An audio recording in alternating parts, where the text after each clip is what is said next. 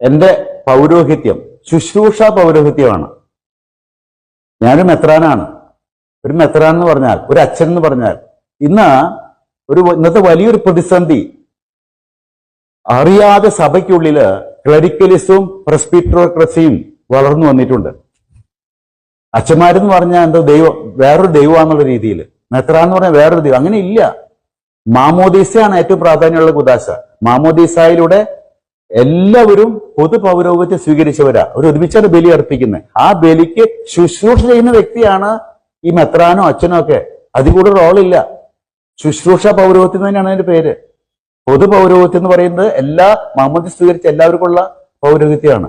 അതാണ് പ്രാധാന്യം. അത് എനിക്കുണ്ട്, മറ്റുള്ളവർക്കും ഉണ്ട്. പക്ഷെ ഇന്ന് അറിയാതെ ഉടുപ്പിട്ട് കഴിഞ്ഞാൽ എന്തോ ഒരു ദിവ്യത്വം കൽപ്പിച്ചുകൊണ്ട് ആളുകൾ അങ്ങനെ അമിതമായിട്ട് കൊടുക്കേണ്ടതിൽ ഉപരി ബഹുമാനം കൊടുത്തോട്ടെ, നല്ലതാണ്. പക്ഷെ കൊടുക്കേണ്ടതിൽ ഉപരി ബഹുമാനം കൊടുത്തുകൊണ്ട് ഇന്ന് അറിയാതെ ഈ അച്ഛന്മാരും മെത്രാന്മാരും ഇവർക്ക് ഇങ്ങനെ ഒരു ക്ലറിക്കലിസം, ഒരു രാജകീയ രീതിയിലേക്ക് ആൾക്കാർ കൊണ്ടുവന്ന. ഞാൻ പറയുന്നത് ആളുകൾ ചെയ്ത് തെറ്റാന്ന് പറയുന്നത്. ഞാൻ പണ്ടൊന്നും അതിനെ വിമർശിച്ചില്ല. പക്ഷേ ഇന്നിപ്പോ കുറച്ചിന് ആൾക്കാർ മനസ്സിലാക്കി തുടങ്ങി. അവരുടെ ദൗത്യം അവർ മനസ്സിലാക്കുന്നില്ല.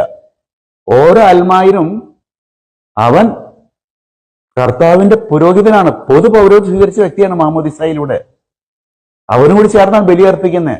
ഈശോ സഭയ്ക്ക് കൊടുത്തിരിക്കുന്ന കമാൻഡ്മെന്റ് ആണ്, ഇതെന്റെ ഓർമ്മയ്ക്കായി ചെയ്യുവീൻ. ആ സഭ ഒരുമിച്ച് ബലി അർപ്പിക്കുമ്പോൾ, യേശുവിനോട് ചേർന്ന് ബലി അർപ്പിക്കുമ്പോൾ അതില് ആ പുരോഹിത ഗണത്തിന് ശുശ്രൂഷ ചെയ്യാനുള്ള ദൗത്യമാണ് മെത്രാന്. ഈ ചുമന്ന അരക്കെട്ടൊക്കെ കെട്ടി അല്ലെങ്കിൽ തൊപ്പി വെച്ച് ഒടക്കി പിടിച്ചത് എന്തോ ഒരു രാജാവ് പോലെ ആയിട്ട് അങ്ങനെ ഒരു തെറ്റിദ്ധാരണ, ഒരു ടെമ്പറൽ തലത്തിലുള്ള ഒരു ചിന്ത ഇന്ന് ആളുകളുടെ ഇടയിൽ വന്നിട്ടുണ്ട്. അറിയാതെ ഞങ്ങളുടെ ഇടയിൽ വന്നിട്ടുണ്ട്. പക്ഷെ എന്നിട്ട് എന്തെങ്കിലും ഒരു പോരായ്മ ഞങ്ങളിൽ വരുമ്പോൾ നിങ്ങൾക്ക് അൽമായക്ക് ഭയങ്കര ഉറപ്പാണ്. കാരണം നിങ്ങൾ വേറെ എന്തോ രീതിയിലേക്ക് ഞങ്ങളെ പറ്റി ചിന്തിച്ചിരിക്കുന്നത്. ഞങ്ങൾ നിങ്ങളെ പോലൊരു സാധാരണ വ്യക്തിയാണ്, എല്ലാ ബലഹീനതകളുള്ള ഒരു വ്യക്തിയാണ്. നിങ്ങളെ ശുശ്രൂഷിക്കാൻ വേണ്ടി സഭയിൽ തിരഞ്ഞെടുത്തിരിക്കുന്നു. എല്ലാ ദൈവവിളി നല്ലതാണ്, എന്റെ കുടുംബജീവിതം മോശമാണ്, അത് നല്ലതാണ്. അപ്പോ അതുകൊണ്ട് ഈ പൊതു പൗരോഹിത്യം എന്നുള്ള ചിന്ത ശരിക്കും ആഴത്തിൽ പതിഞ്ഞാൽ തന്നെ ഇന്നത്തെ പകുതി പ്രശ്നങ്ങൾ തീരും. ഇനിയെങ്കിലും ആരെയും കുറ്റപ്പെടുത്തേണ്ട കാര്യമില്ല.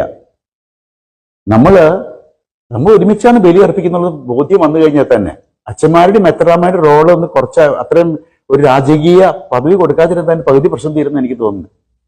നമ്മൾ സാധാരണ ഒരു ശുശ്രൂഷ ചെയ്യുന്നൊരു വ്യക്തി, ആ ഒരു കാഴ്ചപ്പാട് ശരിക്കും എല്ലാവർക്കും എനിക്കും ഉണ്ടാവണം. അത് ഉണ്ടായാൽ തന്നെ പകുതി പ്രശ്നം തീരും. ഈഗോ ക്ലാഷാണ്. ആ ഈഗോ ക്ലാഷിനെ അവസാനിപ്പിച്ചുകൊണ്ട് ഈശോയിലേക്ക് വരാൻ തയ്യാറായാൽ ഈ പ്രശ്നങ്ങൾക്കൊക്കെ പരിഹാരമായി. ഞാനൊന്നും ഈ വലിയെന്നുള്ള ചിന്ത വേണ്ട, ഈശോയാണ് വലുത്. അവൻ വളരണം, ഞാൻ കുറയണം. ഈ ഒരു വാചകം നേരം വെളുത്ത അന്ത്യാവോളം ഉരുവിട്ട എല്ലാ പ്രശ്നവും തീരുന്ന എനിക്ക് തോന്നുന്നു. ഈശോ മാറി, ഈഗോ കയറി, ഇതാണ് നമ്മുടെ പ്രശ്നം. അതുകൊണ്ട് ഈ വലിയ ഉതപ്പ് ഇല്ലാതാക്കാനായിട്ടും പരിശ്രമിക്കണം, കൂട്ടായ്മ വളർത്തിയെടുക്കണം. അതാണ് തോമാസ് ലീഹ നമുക്ക് തന്നിരിക്കുന്ന വിശ്വാസ പൈതൃകം. അതോട് ഉറച്ച് മുന്നോട്ട് നീങ്ങാൻ നമുക്ക് എല്ലാവർക്കും സാധിക്കട്ടെ. ദൈവം നമ്മെ അനുഗ്രഹിക്കട്ടെ. നന്ദി.